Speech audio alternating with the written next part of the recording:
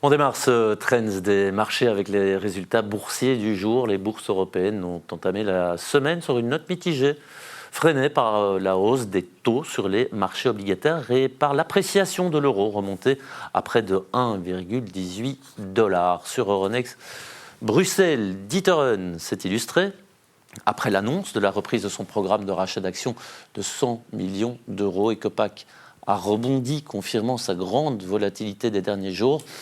À l'opposé, AB InBev a fermé la marche au sein du Belvin Torindis. Agfa Gevaert a poursuivi sa dégringolade et atteint un niveau plus bas historique.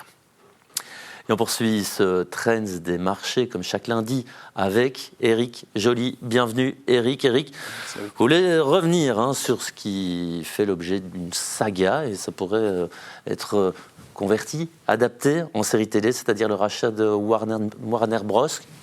Alors Netflix est en pole position, le rachat n'est pas encore acté, l'enjeu est énorme. Est-ce que vous pouvez nous dire plus ou moins où en est le dossier ? Mais peut-être pour rappel, début décembre, effectivement, Netflix lance une offre de rachat à concurrence de 83 milliards de dollars sur Warner Brothers. C'est une opération que la concurrence, évidemment, ne peut pas laisser passer telle qu'elle. Et ils ont réagi. C'est notamment David Ellison, le PDG et le patron de Paramount, qui a réagi et qui a décidé de lancer une contre-offre de 108 milliards de dollars. Attention, dans cette offre sont maintenant comprises les activités télé qui sont en déclin, activités dans lesquelles Netflix, dans un premier temps, n'était pas intéressé. Activités télé, dont CNN, par exemple. Alors, cette offre de Paramount, elle a été rejetée par le conseil d'administration de Warner Bros., qui a conclu que la valeur de l'offre de Paramount était insuffisante. Il y avait aussi un autre élément, ce sont les risques et les coûts pour les actionnaires. Donc Warner Bros. Privilégie en somme Netflix. Tout à fait, et ça se comprend parce qu'il faut savoir qu'en réalité, l'offre donc qui est lancée par Paramount est couverte en très grande partie par le titre Oracle de la famille Ellison. Et donc, il suffit de regarder l'évolution boursière, effectivement. Mais il suffit de regarder l'évolution boursière d'Oracle ces derniers mois.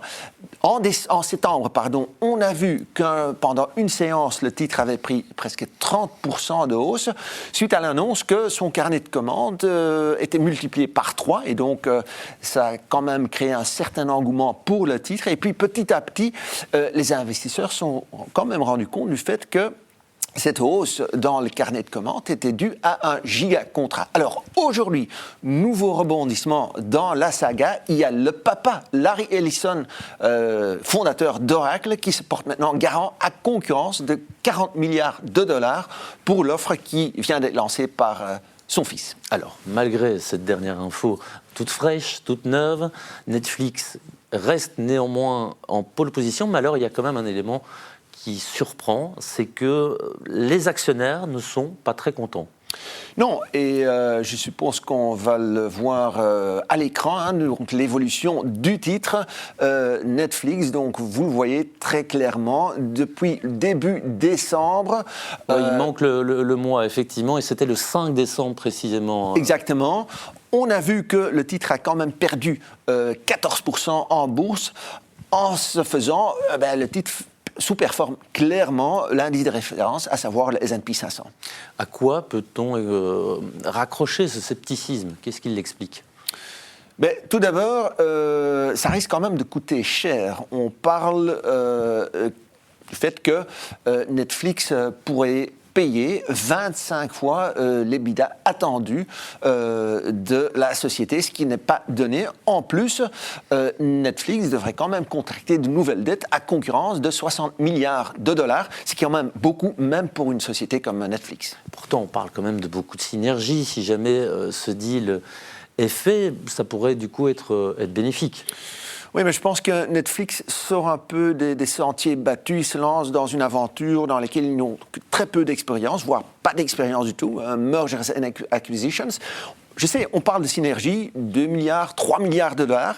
Ça, c'est la théorie. En réalité, il s'avère que dans bon nombre de cas, les gains réels sont nettement inférieur par rapport à ce qui a été annoncé au préalable. Alors, dernière question, est-ce qu'on sait quand aura lieu l'épisode final de cette saga ? Eh ben non, parce que pour l'instant, il faudra encore que les autorités de concurrence aux États-Unis se penchent sur le dossier. Il ne faut pas oublier que si le deal se fait, que Netflix pourra également mettre la main sur HBO, donc le service de streaming. Il faut également savoir que Netflix, aujourd'hui, est déjà leader mondial dans le streaming avec plus de 300 millions d'abonnés, ce qui est le double de Disney. Donc, affaire à suivre, je dirais, dans les semaines et dans les mois à venir. Oui, on ajoutera que HBO, c'est plus ou moins 130 millions d'abonnés, donc ça ferait 430 millions, si mes calculs sont bons. Merci Eric pour votre analyse. Bonne fête de fin d'année. Et voilà qui referme ce Trends des marchés. Merci de nous suivre.